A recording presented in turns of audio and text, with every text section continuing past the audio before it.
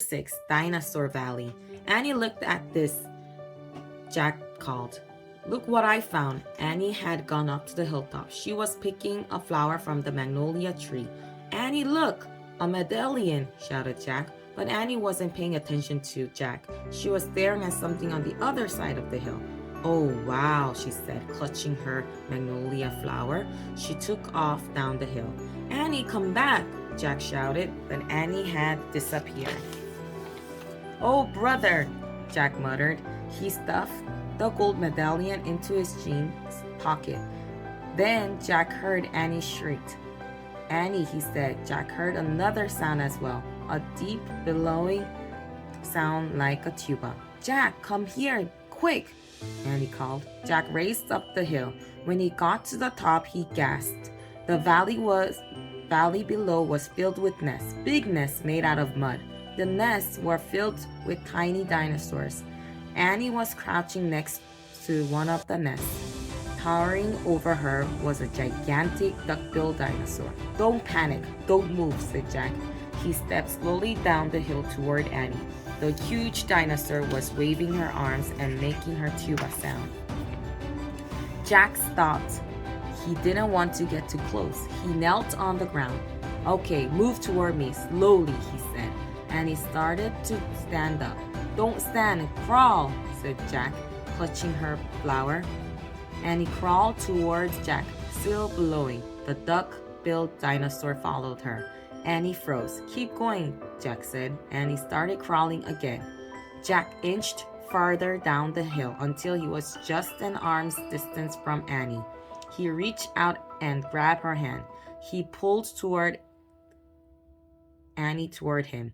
Stay down, Jack said. He crouched next to her. Bow your head.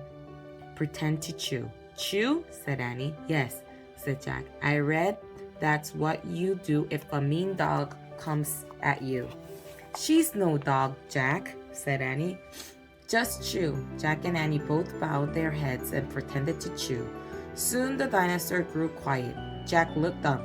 I don't think she's mad anymore, he said. You saved me, said Annie. Thanks. You have to use your brain, Annie, said Jack. You can't just go running to a nest of babies. There's always a mother nearby. Annie stood up.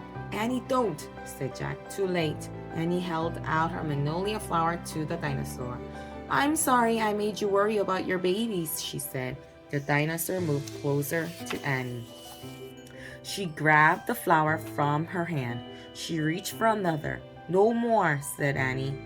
The dinosaur let out a sad tuba sound. But there are more flowers up there, Annie said. She pointed to the top of the hill. I'll get you some. Annie hurried up the hill. The dinosaur waddled after her. Jack quickly looked at the dinosaur babies. Some were crawling out of their nests. Where are the other mothers? Jack wondered. Jack took out the dinosaur book. He flipped through the pages.